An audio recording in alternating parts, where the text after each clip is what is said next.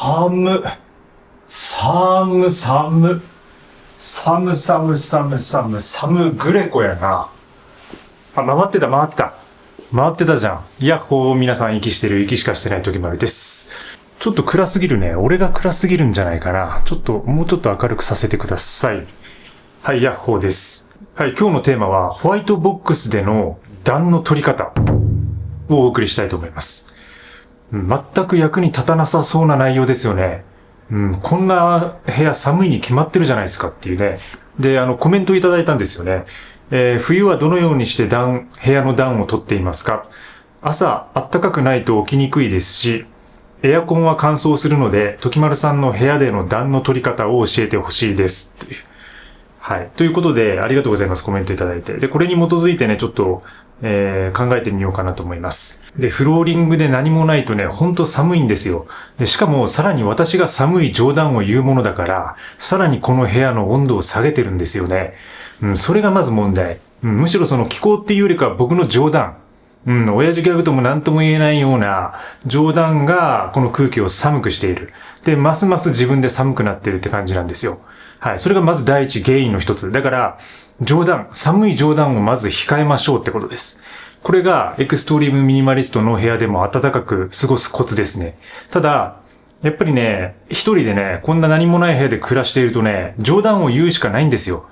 それくらいしかエンターテインメントがなくなってくるんで、そこを削るとダメです。そこはだから捨てちゃいけないところで。じゃあ私がどうしているかというと。まずですね、やっぱ起きてから朝って確かに寒いんですよね。だから朝起きて私は、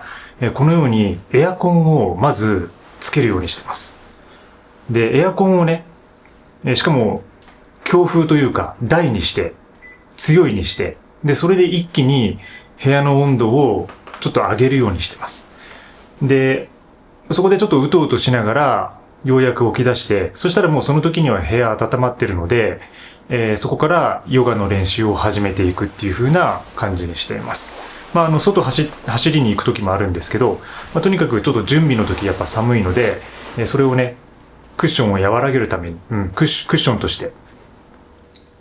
一度部屋の温度を上げるってことをやっています。で、暖房って確かに乾燥するんですよね。で、僕も結構その乾燥が嫌いで、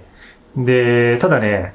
他に温める器具がないので、こたつとか、電気カーペットとか、そういうのがあればいいんですけど、持ってないので、もう暖房を使うしかないんですね。だから、私はもう最近はもう暖房を使うってことで割り切って、暮らしています。ただ、ちょっとした工夫としては、やっぱり洗濯物とかを室内に干してですね、部屋の湿度を上げていく。で、部屋の温度っていうのは結構湿度がないと温まらないような感じになるので、やっぱり部屋がどうしても温まりにくいなっていう時は、部屋のですね、湿度をちょっと上げてやると温度が上がりやすくなります。だから割とここで洗濯したものを、なんかこう、レールみたいなところにかけてですね、結構洗濯物を割とこう冬の間は、部屋干ししながら乾かしていくと。で、同時に湿度を上げていくみたいなことをやってます。それでちょっとこうエアコンのですね、使用感を少しでも和らげるみたいなことを工夫していますね。で、二つ目はですね、こちらです。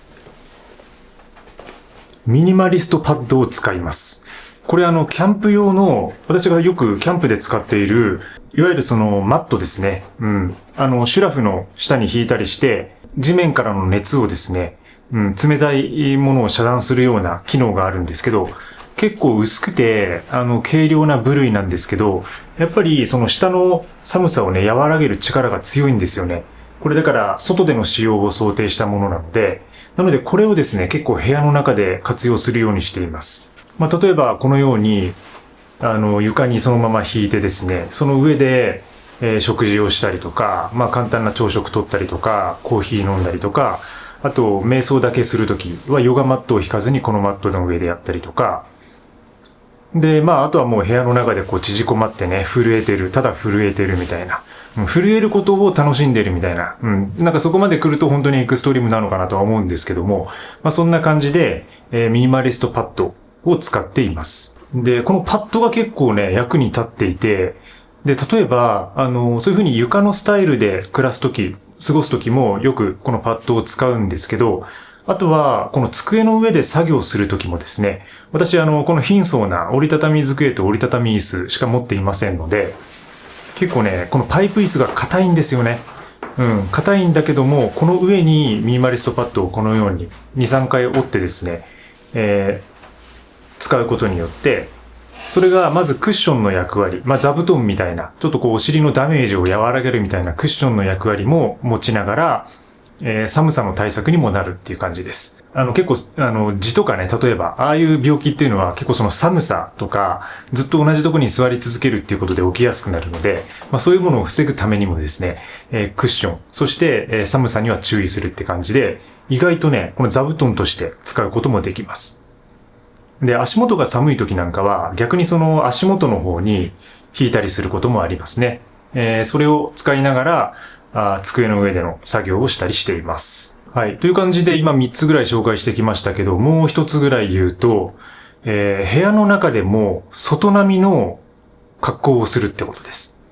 はい。そんな感じです。なので、私こういう風なスウェットみたいなものを着て、で、その上にですね、ジャケットを羽織る感じ。こう羽織ることによって、もうほぼ、もう外で暮らしているような感覚を家の中でも作り出すと。そうすることによって、ある程度家の中でも快適に過ごすことはできます。で、さらにですね、寒い時はこの中に、割とその、インナーダウンみたいなものを着込んだりとか、で、このように、このミニマリストパッドを腹巻きみたいにして使うっていうね、これもですね、結構役に立ちます。本当に寒い時なんかはこういう風に巻いて、で、ちょっとこうお尻の方にスカートみたいにもなるんで、これで座って、いろいろね、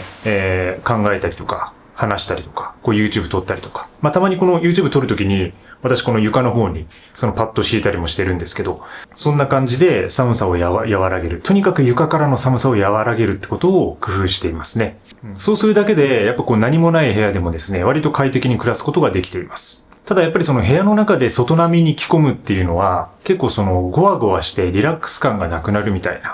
な。そういうデメリットもやっぱりありますね。結構どうしてもそのアウター類っていうのか、冬の分厚いアウターはゴワゴワしたりとか、結構重かったりとか、そういう感じになるので、だからなるべくその服もですね、だからこそその軽さが重要になるというのかな。軽くて暖かいものを着ることが、その快適性を上げることになるので、外でも快適だし、部屋の中でも割と快適みたいな、そのアウターとか、あとはインナーとか、そういう中間着を選んでいくってことが、対策につながるかなと思ってますね。はい、そんな感じですかね。そんな感じで私はこの何もない部屋で、なるべく暖かくするように暮らしています。で、あとは、やっぱりこう、部屋の中に長く居すぎないっていうのも結構ポイントで、だから割とその外に走りに行ったりとか、だから外が寒ければ、やっぱ自分自身の体温を上げればいいんですよね。だから割とそのお風呂で温まるとかっていうのもいいと思うし、あとは外にランニングに行ってね、走り続けていれば全然寒くなかったりするんで、それだけやるのはね、難しいとは思うんですけども、どうしても走った後は家の中に入ってくるみたいなことになると思うんですけど、でもなるべくあまりその寒すぎる、で、エアコンが使いたくないなっていう時は、ね、外に避難する。逆にその街中のカフェなんかを使って、そこで作業をしたりとか、図書館とか、いろんなとこでね、ちょっとあったかい、環境がいいとこで、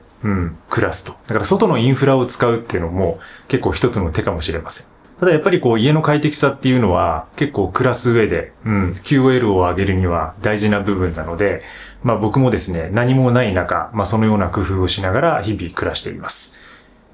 参考になったかわかりませんが、そんな感じで、ミニマリストの部屋での暖の取り方、今回はお送りしました。皆さんはどんな工夫をしていますか？なんかこういうのがおすすめですよって、こういう工夫がいいですよみたいなものがあれば、コメントで教えてください。それではまた次回の放送で。バイバイ。